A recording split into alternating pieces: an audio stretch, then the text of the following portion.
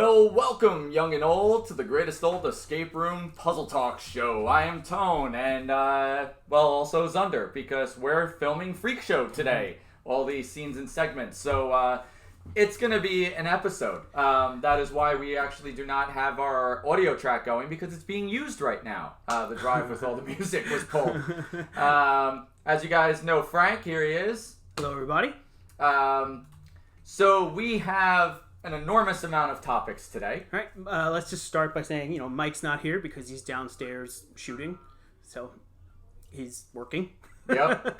Very important. Yep. Freak Show, the most amazing escape room event of the year, if not all time. All time.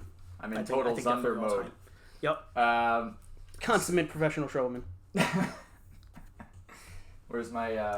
Where's your hat and cane? Yeah, there's my cane. There we go. Here we go. Okay. All right. How do I look? Nice? Anybody? Come on, I need a compliment. I seriously need a compliment right now. Viva Todd Vegas? Stephanie? Where's Rafi? Rafi! Rafi's late? Yeah, Rafi's late apparently. But Anyway. Speaking of looks... Amazing. There we go. Okay, I'm happy now. Speaking of looks... There he is. Rafi's here. Okay. Okay, good. We can start the show now. Speaking of looks, I am curious as to what people think now that I have had surgery on my eye. I will be able to wear contacts again. Do I look better with or without glasses? Let us know. But this is without. This is with. Without. With. Without. I'm getting esteemed older Mark Ruffalo vibes. No. Let us know. Comment below if you're looking for a date and single and looking for someone Frank's type, then by all means. And female. Let's make that abundantly clear. Why? It's 2019. But yeah, but I'm straight, so. Oh. Make adjustments. Anyway, first topic of the day. Public versus private escape room games. Something that we have, we haven't gone back and forth on, but we've gone back and forth with other people on debating. Right.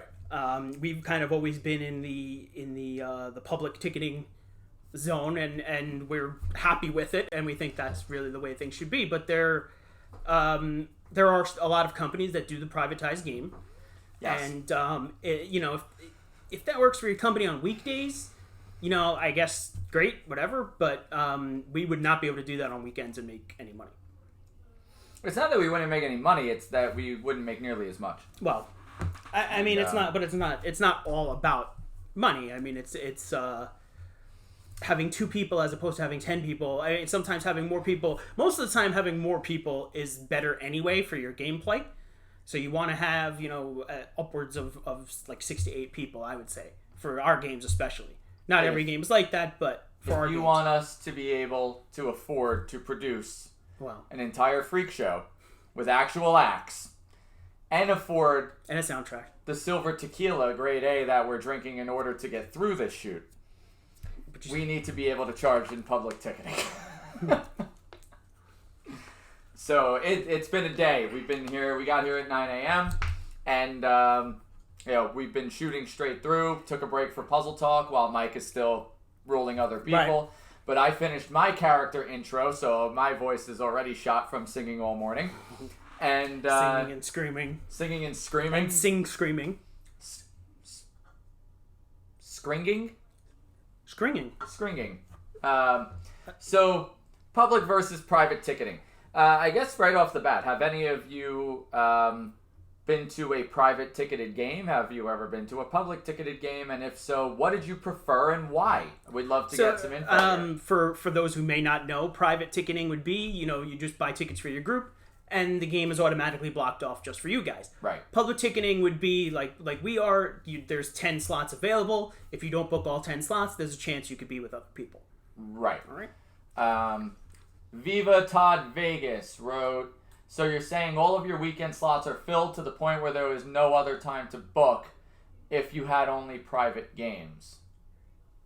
a lot of the time it does wind up that way, that it's booked out, that we can't get other people in. But I would say, and we're going to talk about this a little later in the show too, but once the theme of ours has been running for like 2 years, it's not selling out on a Saturday. Yeah. But first couple months that we premiere a new game, we're usually sold out on weekends for about 2 to 3 weeks in advance. So yeah. Freak Show already has that first weekend. I think that first. The first 2 weekends. Yeah. Yeah. And that game's 2 months away. Yeah. Well, no, a month and a half, but still. Yeah. So, it is. Let's just say, for example, that a group of 4. So, like, for example, Freak Show is a huge game. That's another element too. We're not dealing with like 4 to 6 player games. Right. We're not dealing with just a little office that you have the one little room. Right. So, like, if you're dealing with a 10 room, 4,000 square foot game, if not more. Yeah. You can't let 4 people take that entire time slot. Yeah. You just can't. The game books up to 16 players comfortably. Yeah. You just can't. The amount of money you'd be throwing away. Yeah. So yeah. Todd. I'm guessing Todd is the name in there. Yeah. It really. I mean, it's awesome. It's fantastic. But we can't throw that all away. Stephanie wrote, there are no public games in Germany as far as she knows. You can only book private. I think that was how it was. Like overseas, they seem to do the private more. Yeah, than U.S. here. seems to be the only public ticketing. Yeah. But it's the U.S. We do things big, grandiose. You pronounced Stephanie, that right. what's the do they have head caps? Like, what's your top head count that you're able to do in those games? Yeah, that's a good question. Yeah, I'm sure it varies, but I mean, what is generally the average? And what size are these games? Like, is it 500 square feet, 1,000 square feet, 5,000 square feet? Yeah, all of that factors into that. That's something I'd be interested to know, because that does play a part. I really, I guess it's almost a difficult to argue element, because we really do make very large size games. Right. So as a result, it is very, maybe we would be okay with privatizing if it was a 6-player game to begin with. Right. Yeah. Average group booking size for us is probably 6 to 8. But right, yeah, but I mean, if a group of 2 tried to do Freak Show on their own, oh no, it would be almost impossible to win anyway. So you're that's gonna like want when to we have get that more group of people. 2 that does QRZ and the Poconos. Right, It's impossible. Yeah. I'm not gonna say it's not 100% possible, but it's pretty impossible. Yeah. Stephanie said the average would be 6 to 8 maximum players. So yeah. Right. Yeah. That makes sense. So it's average size escape room. Sorry, I got something in my eyeball. Allergies are terrible lately. Is Stephanie watching from Germany, or she's just... I believe so, right? Stephanie, you're Germany, right? Thank you for tuning in. Well, either way, thank you for tuning in. Thank you to all our amazing viewers. But tuning in all the way from Germany, that's special. That's intense. Yeah. That's intense. I mean, it's one of those things where privatizing has your added bonus of everyone you're in the room with. Right. However, how many times have we seen amazing new friendships happen as a result of public ticketing? We've seen groups that have agreed to get together to play the next room because they've gotten along together so well. So yeah, Stephanie is from Germany. Thank you for watching from Germany. Yeah, thank you. But yeah, and I remember we had this one group go in that was like early 20-somethings, and they were really worried because, we have a no drinking policy with, the escape games, but every once in a while, we know you're a little tipsy when you're going in. Yeah. So we had this group of teens go in, and they were a bit tipsy, and they ended up playing with a group of cops. And they were very worried, especially when it was time to leave. And the cops actually, they all went out drinking together. The cops went drinking with them. Okay. So I mean, you really never know. And don't say which town that is, just in case. Yeah. You really never know. Like you could end up really hitting it off with people. Plus, these are people that you may find are very talented at this. Right. You know, and like you may not have stood a chance to get through this experience, but now you do because of who you're teamed with. Sometimes it's harder if you're a team of 2 and don't have someone to play with, but can't book public, so you just cannot play the room until you find more friends. Exactly. Right. Exactly. We have the ability of putting people together that may have never met. Right, and the good part is that there are some places that have a minimum. That you have to have a minimum of 4 people. Right, but and we don't have a minimum. Like that's Stephanie something else just said, though, yeah, what right. do you do when you're a group of 2 and you don't want to... Exactly. Yeah, but there are... Some companies do have minimums that they don't let someone play. Right. We've every so often had... Very rarely, but we've had someone play by themselves. One person on like a weekday afternoon. I think that's happened like 2 or 3 times. Yeah, it's happened 5 maybe. years, Yeah, but... maybe only 2 or 3 times, but we let you do that. Yeah. You know. Don't be that person. Yeah, we don't prefer it, but we allow it. But you know, aside from don't we're sitting here glorifying public ticketing. Don't get me wrong. There's times where it does not mix. Yes. If you have somebody that comes in that is very antisocial, they can ruin the game for everyone. Exactly. Viva Todd Vegas. I imagine there are both sides to that coin, positive and negative. I'm an owner. But as a player myself, I've had 2 pretty negative experiences playing public games. So have we. Yeah. I've had great ones, and we've had really bad ones. But it's something that you have to know going in as a possibility to happen. Right. You know, and it does suck when it happens, but yeah. You know, on one token, like, this is experiential entertainment. If I go to a big immersive theater show in New York, like Sleep No More, you're in there with like 200 other people. Yeah. Anyone could potentially get in your way, harass the cast, stuff like that, and kind of just ruin the show. Yeah. And there you're paying $200 a ticket. So, you know, it's kind of, unfortunately, I do believe when the attractions are getting larger, it has to be public ticketing because it just, you know, you can't lock off 20 tickets for 4 people. Yeah. You just can't. And it's not to say that we don't have people that sometimes shock the hell out of us and like 2 people spend, you know, $800 to block off Q or Z. Yeah. It's happened. It's weird, it's happened. but it's happened. Yeah. You know, it's like, $400 a ticket for an escape room. I'm honored, but Jesus. So, you know. But I mean, the key thing is to go in with an open mind. I think it's like you don't immediately reject the other people just because they're there. You know, wait to see what they have to contribute first before you say that they're assholes. You know, it really kind of gets into the playing nice with others element. Right. Yeah, that's why I kind of wanted to pair these together because it does segue perfectly into that. So yeah, some tips for playing nice with others. I think we've done a block on this. I actually don't remember off the top of my head. You'll notice that we keep using wrestling analogies in the photos here. It's very someone NWO pointed it out already. Degeneration X.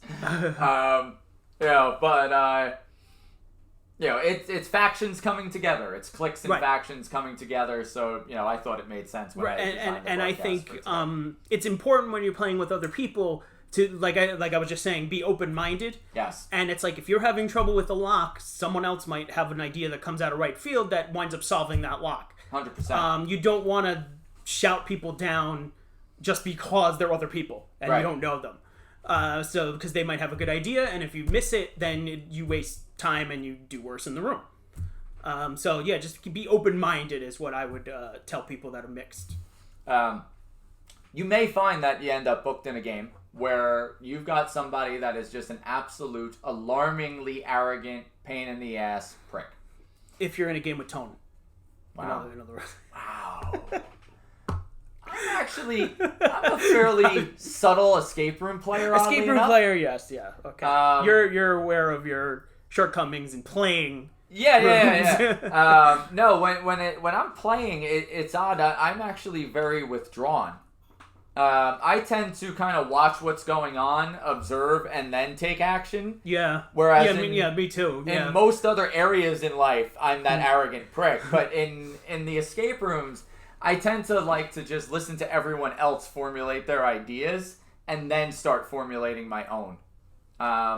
Sometimes in silence, you learn a lot. Right.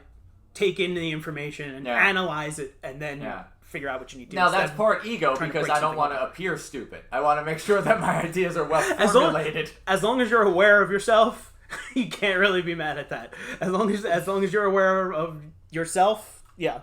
But when it comes to playing with other people in those situations, I mean, I've been in a game where, everybody that was in the room was supposed to be checking wow, someone from California will not stop calling. It was someone's responsibility to check like 2 or 3 of the combinations. And we see this with our players all the time where people are putting the numbers in on the wrong side of the lock. Yeah. And, we thought that the answer we had figured on was wrong because they, on other terms. But again, that could be your cousin. It doesn't have to be someone you don't know. It could be a family member that just doesn't know how to turn a lock. It's more fun when it's someone you know, though, because then you can yell at them. Well, see, that's also another part of the public versus private argument, though, is the fact that you end up sometimes when you know everyone and their family or they're close, that can get combustible. Yeah, we've seen that. Yeah. Whereas when it's public and you're in there with people you don't know, more often than not, people are a little more respectful of each other. Yeah, that's true. Because they don't know each other. Yeah. We do some icebreakers before the game. For example, like with QRZ, we kind of do the give us your name and what survival skill you have it's going to get your group through the zombie apocalypse. My rule of thumb, especially with our game masters, is always make sure that everyone's willing to make an ass out of themselves before they start the game. Because if they're not yet, they're going to ruin it for everyone once they're in. You have to take the ride. This is a show. It's an experience. It's a game. You have to be willing to pretend. The flip side of what I was saying is if someone is shouting you down, don't be afraid to assert yourself. Because your idea is just as valid as theirs is. So it goes both ways. And the bottom line to all of this is be nice to other people. Especially before you know if they're an asshole or not. Once you know, it's a little bit different. But when you're just meeting someone, be open-minded and try to take everything in first. Absolutely. So our next wrestling analogy. Let's see here. We've got Hulk Hogan then and now. So where are we going with this? Well, we're really talking about the longevity of escape room themes. Something that comes out and sells like crazy in its prime. What's really the point at which that game probably needs to come down? Right. At what point is it experiencing fatigue? When Trapdoor first opened, we had promised we were going to change our themes out every 6 months. That was ridiculous. What we ended up finding... Well, if we had kept it simple, but the industry was moving past that already. Yeah, but even so, when we opened QRZ 6 months after Architect, right, we had people complaining left and right they never got to play Architect. Yeah. So we actually cut off a lot of people from playing that game, apparently. And then QRZ was still selling, QRZ was selling out when we closed it. And that was, a year... How long did QRZ run? It ran to the summer. So I think it was a year and a season. Like a year and a quarter? Yeah, like a year and a quarter. Because, QRZ was still literally selling out every weekend when it closed. I guess good to go out on top. But on the same token, we didn't have to pull that game that early. Right. And that's why we used that as a basis for our game in the Poconos, even though it's completely different. Yeah. We still kind of use that as a basis. Currently, the concept was fun. Witch Hunt has been running over 2 years. F5's been running over 2 years. F5 is actually closing July 15th to make way for Freak Show. But oddly enough... Get your tickets now. F5 is still selling like crazy. In the summers. Especially in the summer, because kids love it. But, F5 could probably still keep going. That's the thing. It kind of depends on the game. It's hard to pinpoint what exactly... to put a number on a lifespan of a game, because each game is different. And each game plays differently. So it's up to what you're... I mean, it's based on sales at the end of the day. But it also depends on, has the technology of escape rooms gone beyond that? Has the audience's expectation gone beyond that?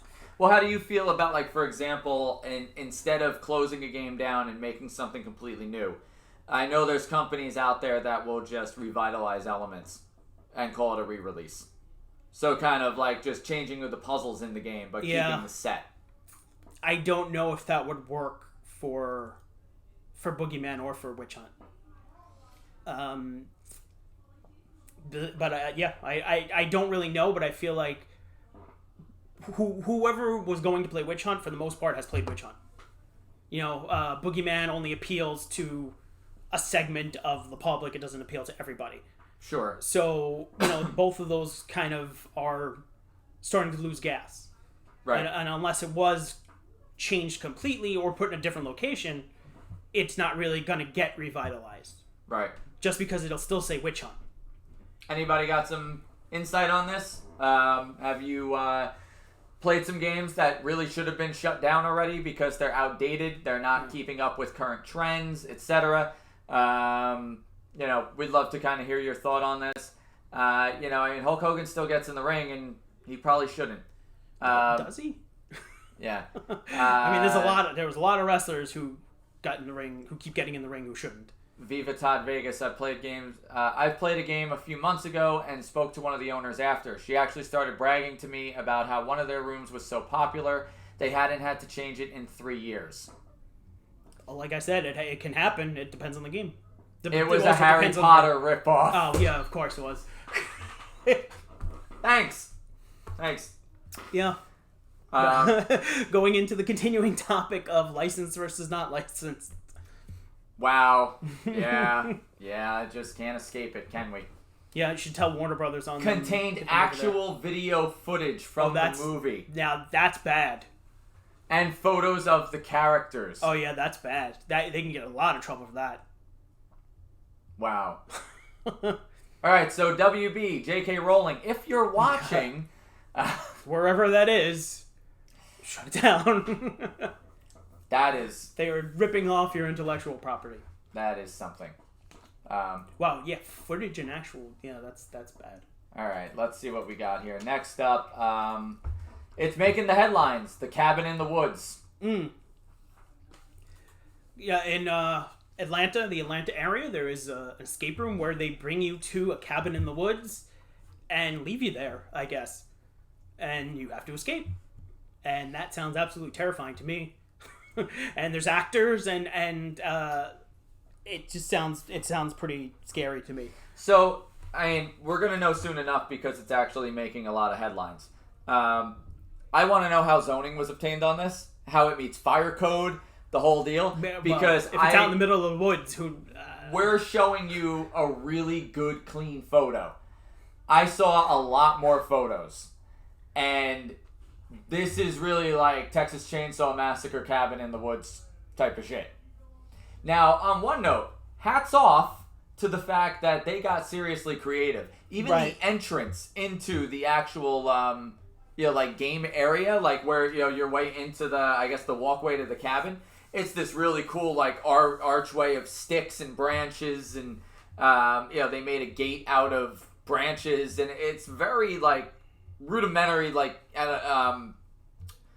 they got very creative.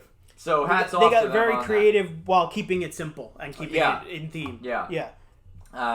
So I was heavily impressed with what I saw, but I really have to ask how they got through. It's called Escape Woods in Powder Spring, Georgia. Okay. If anyone's curious. Okay. Who would be willing to do this? Not me. I don't think I would be able to do it. The concept of overnight escape is it actually overnight? Shy me. Oh, I don't know. But that doesn't shy me away. But yeah, I don't know. There's a point where I don't want to have that much of an immersive experience. Right. I feel like this is going to start graying the lines of, what am I paying for that's real versus what am I paying for that... I don't know. It's a little creepy. To me. They also have the Stranger Things cabin there. That's in the same place? Yeah, I think that's in the same place. Interesting. Yeah. Well, I guess we'll jump right in there. The Escape the Upside Down. I thought that was at a hotel. No, that one is. That's a different one. The Escape Woods has I think the cabin it may even be the cabin they shot in, but they turned it into an escape room. Cabin But in the Woods the other game one is quite meta. A game based on a movie that's partially based on it's Evil not Dead. it's Rafi not said. it's not based on Cabin in the Woods the movie. No, he's saying it's partially based on Evil Dead. Sort of, but Evil Dead itself was kind of like using the stereotype of the Cabin in the Woods theme. Yeah. Escape the Upside Down. A Stranger Things. Right. That is themed a escape completely different one. room. Okay, so Stranger Things has a few knockoffs out there too, I guess. Well, but I don't this is see. I don't think they are. licensed. I don't think they are knockoff. I think the other one is actually official. The Escape the Woods one, because I think it's where they actually filmed the. You're right. I remember yeah. that story. They actually used like the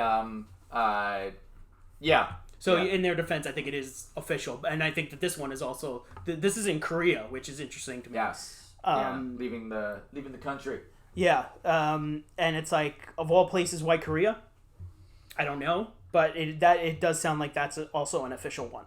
Well, I mean, I don't know. I've noticed that there is a growing amount of international content. Like WB has their giant theme park in Dubai now. That like I wish Great Adventure was anything like. They did an actual thing of for Batman's anniversary. They actually had the actor in a suit, bungee cable to the rooftop, and had him actually drop down on the spectators. And Robin's waiting, and they get in a Batmobile together and drive off. And, like it's amazing. The Batmobile looks better than half the on-screen Batmobiles. It's very comics accurate in the way they designed it, but. So yeah, I mean, a lot of immersive entertainment is going international. And this is not just an escape room; it's partially an escape room, but they have replicas of the sets, and it's actually like a museum of props and stuff. Very like Saw in Vegas. So yeah, so that's a really cool concept. Yeah, let's hope it's a better game than Saw, but well, maybe we'll find out. Actually, our mermaid downstairs has played that game, I think. That's right, she has. Escape the Upside Down. If you're brave enough to enter into the world of Stranger Things, by all means, let us know how it is. We'd love to hear. But that is opening. All right, this was kind of just a cutesy little story. The Manor Farm Escape Room and Corn Maze. Yep, they're having a half Christmas escape room, so the summer, in other words. But this is the Manor Farm in Huntington, New York. It's having but they also have this is the real interesting part. That people that are participating will learn how to keep their houses cool without impacting their wallets. So it's meant to teach them, how to preserve the heat and not use so much money in thermostat and all So this more other stuff. educational escape rooms. So more educational escape room. So that's cool. We always like to see that the educational aspect of it be used for something. That sounds like a hard concept to turn into. We're gonna see stuff, escape rooms brought into everything. You're gonna go to vote in the next election, and you're gonna be trapped in the booth. That might actually be fun. Escape the voting It would take booth. too long for people to vote then. But The puzzles it are would to be unlock fun. facts and information about the candidate. No one would do it then, because no one cares about the facts and information. Okay, the town-wide phone app escape room. This is cool too. This is really cool. We've done this. We just didn't do it with a phone app. Yeah. The Red Bank icon is literally this. Oh yeah, that's right. I didn't even think about it that way. But we had always talked about doing apps. Yeah. So we always wanted to do an app. We wanted to have inventory stuff. Well, let's start at the beginning. The app's called Atropine, and it's for the Jackson, Missouri area. Jefferson City, Missouri area. Okay. And it's an app that you can download and you can play with your friends, and you go around town, you learn stuff about the town, but the story is that you're trying to survive a nerve agent that's been spreading across the town.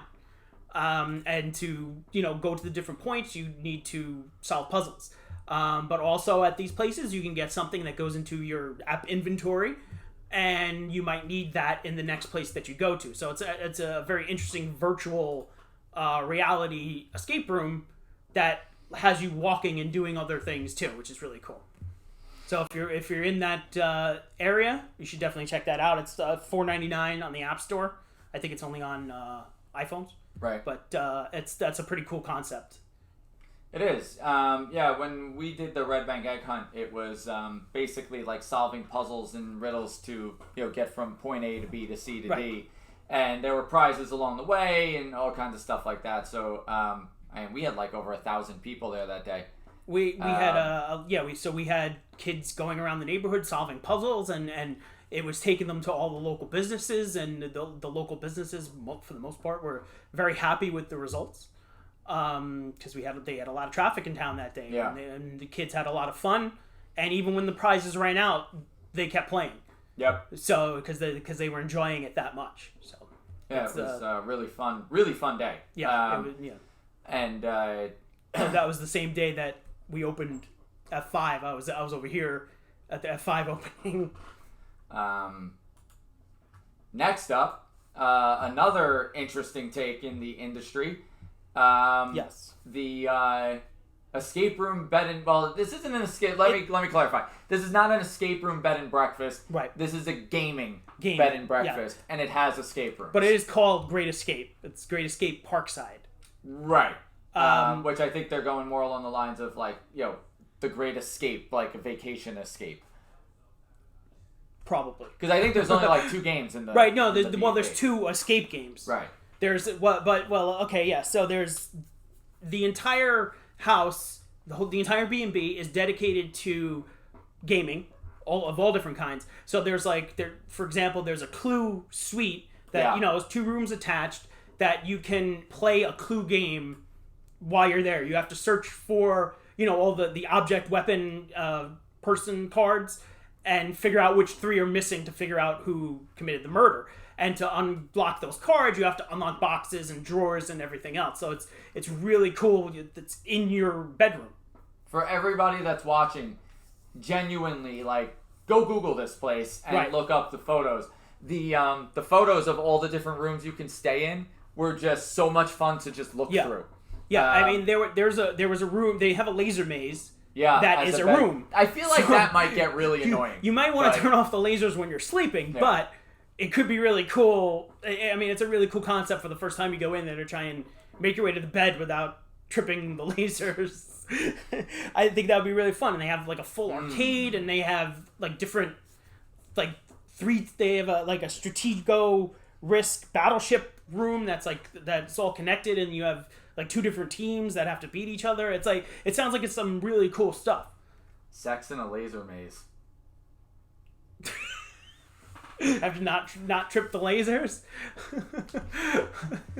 How does everyone feel about that concept? And then even outside they have a giant dartboard and big things that the pool is a billiard table theme with with the hot tub being one of the chalk things, you're in one of the chalk things. I mean, all you should in all, really check it out. It's a really, really cool concept. Yeah, Great Escape Parkside is what it's called. 100% worth checking out. And I was looking, it's expensive, but it's not. If that were your vacation, it's not going to be your whole vacation. Let's face facts. You're going to go do other stuff. It's in Orlando. I'm not sure how close Parkside is to Orlando. But essentially, what I was reading is it broke down to $40 a ticket, but you do have to pay for the whole house. Oh. So it's like a $2,000 a night deal. Oh. But you can get But you can a lot fill the of friends. place. Right. You can bring, talk about private game. Yeah. You have to pay for the whole house no matter what. Oh. Then one night you do the Clue room, one night you do the laser maze room, one night you do something else. But yeah, I mean, like we said, it looks amazing. It's just, I'm interested to see how this flows because of the pricing. The way that's structured. Because it's not a hotel, you're in a shared space. Right. I mean, that's the nature of a B&B, but, I don't know. That's the element in this I'm a little more interested in. What do you guys think? Is this something that you would do? Is this something you would pay for? Does this look amazing to you, or does it come off a little cheesy? Comment What and let us picture know do what you think. have for this? The clue room? The chess room, Okay. which I believe is like the living room to the back door. Yeah, that goes the sliders out to the backyard. So yeah. Let's see here. We slammed through this stuff very quickly. Yeah, we did. Which was kind of intended. But More filming to do. yeah, yeah. We kind of went into today's show aiming to do a little bit of a shorter episode because we have to get back to filming. What are we talking about next week? I know there was something on there already. Next week, we had escape room tips from Game Masters. Yes. So, How to play, how to win. how to play, how to win. And I had a couple other topics on there. I don't. Did you Some read of them? our deepest, darkest secrets of how to win an escape room game. I have one that is a fairly good one, but Okay. I guess we'll reveal it to the people. And hopefully we'll have some outtakes of the Freak Show filming. Yes. Yep. Some little previews Yep. for you to enjoy. We have tons of photos. I keep hearing about escape room conventions like Transworld. Right. Maybe talk about those in a future episode. Rafi, we totally can. Unfortunately, we won't be making it out to the escape room conference this year. We didn't make it last year either because last year we were building Cure Z. Right. This year, we're building Freak Show, and then as soon as we finish Freak Show, we're moving Witch Hunt, building a replacement, which might be a sequel to The Architect. And then literally from there, we're working on the new building for Red Bank. Yeah. So we are slammed. Yeah. Like non-stop slammed. Actually, we're non-stop slammed next year too. I don't think 2020 is going to see us get out there either. 2021 might be the first opportunity for us to actually get back to the conference. We did attend the first two. We did. We spoke at one of them. We spoke at the second one. Yep. We ever get our reviews for that? Yes. Okay. They hated you. The other element, and I'm speaking at this from a point of we've been doing escape rooms for it's going to be 5 years this fall. Beyond that, we've also been doing immersive entertainment that was puzzle centric Right. for even longer, since 2010. So there is not a whole lot we're taking in from the conferences anymore. The last 2 times we did the conference, we kind of left saying we had a phenomenal time networking, Yeah. but didn't really feel like we were getting a lot out of the speaking engagements, out of listening to others and whatnot. It's really fun to network with people. We made some really great friends that we stay in touch with all the time there. Shout out to Chad. Chad is always one of our go-to funnest people to hang out with. Exodus Escape? Yeah, Exodus. And Jason, UK. Yeah. International, like people that, who else? Always David and Lisa from Room Escape Artists. Tangerine. Right, yeah. What was the gentleman's name at the French Canadian, the resort? Oh, right, I forgot. Jacques. I forgot his name, but yeah, I know what you mean. We've made a ton of friends at the Transworld escape room shows, and like I said, some really lasting friends. So that's kind of awesome. Yeah. But yeah, we can talk about it. If you actually go through our YouTube channel, Rafi, you'll find tons of videos Yeah, we got lots from of the videos conferences. Because when we went to both of them, we actually practically video logged the whole thing. Yeah, and we had roundtable discussions with a lot of the people that we're talking about on the state of the industry. Yeah. So some really good videos on our YouTube Yeah, channel. we had people that came on. We had the one time where we did the roundtable, and we had one of the guys on that was struggling with the company, and now his company's flourishing. That's right. Yeah. From all the help he got from everyone that was in that Steal group. and Escape. Steal and Escape. In San Diego. Yeah. Phenomenal company. I almost I don't know how I almost forgot Brian from Cracked It. But Brian's a great friend of ours too. I hope you feel the same way. If you're interested in the industry, it's a go-to. 100% go. It's awesome. Go play other rooms that are in the area of where they're holding the conference. They do really nice packages. The funnest things for me were the networking mixers. Yeah. Go to David and Lisa's speech. Yeah, it's always like standing room only, and they get standing ovations. So we apparently were a little too mean. Some people had some issues with the fact that I told them they were all whores now. But we're talking about sales and marketing. So if you're not willing to be a whore, you're not selling. Yeah. I'm a whore for sales and marketing. But apparently we had some popularity issues when it came to some of that. So because we were telling harsh truths. Yeah, people don't like to hear the truth. You can't handle the truth. We were just laying it out there, being real. People couldn't take it. That's Kevin Smith's line. But yeah, check those videos out, though. There's a lot of really, really good content. The audio's a little messy as hell because we were doing it on the fly from our cell phones. But there's really, genuinely good content in those videos. Not necessarily from us, from the other people that were at the tables with us. And, I haven't been there in a couple years now, so I don't know. But I know when we were there, I mean, it was an event. Those mixers, we had our own table in the back. And we if you wanted to sit at that table, they were trying to kick us out. Yeah.